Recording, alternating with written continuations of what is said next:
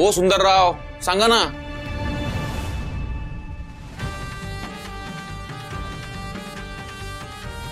झालं? अख्ख्या गावाला कळलं? हं? कुठं तोंड दाखवाय जागा नाही ठेवली, आता तूच सांग, जगू की मरू?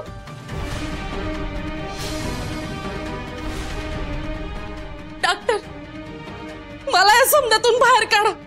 एक तर हे मूल पाडा, नाही तर मला मारायचं औषध द्या।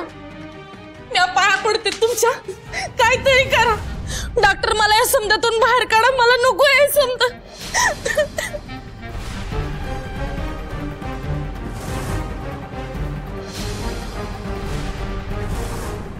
काय सुंदरराव, काय हे सूर्यवंशी असं करतात का?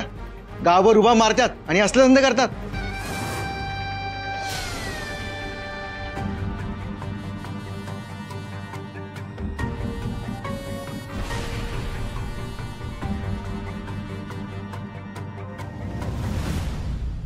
चला, आपलं काम झालं। काडी पडली, वणवा पेटला, आता बसू देत शिमगा करत।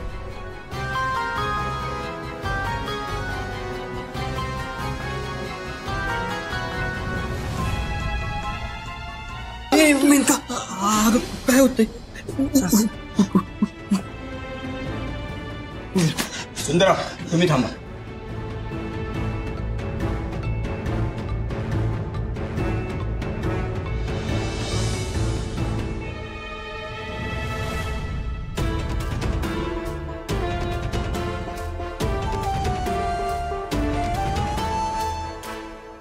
वा मॅडम, तुम्ही तर अगदी डावच पलटवलात।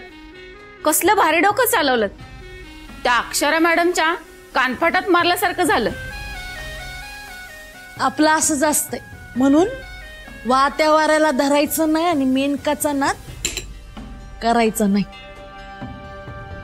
मेनका मॅडम, तुमचा नाद करायचा नाही ते ठीक आहे, पण अक्षरा मॅडमच्या हातात माझ्या खोट्या डिग्री आणि सर्टिफिकेट पडल्या असत्या ना, तर माझं सगळंच पितं उघडं पडलं असतं आणि मला आयुष्यभर जेलची हवा खावी लागली असती। डॉक्टर, अहो किती घाबरता हो तुम्ही?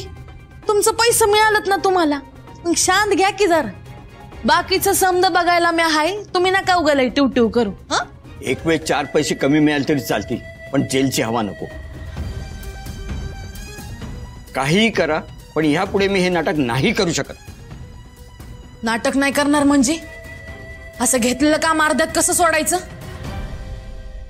अक्षरा मॅडम IPS अधिकारी आहेत आणि त्या या प्रकरणात आहेत हे माहिती असतं ना, तर मी या कामात लक्षच दिलं नसतं। एक टोन घ्या,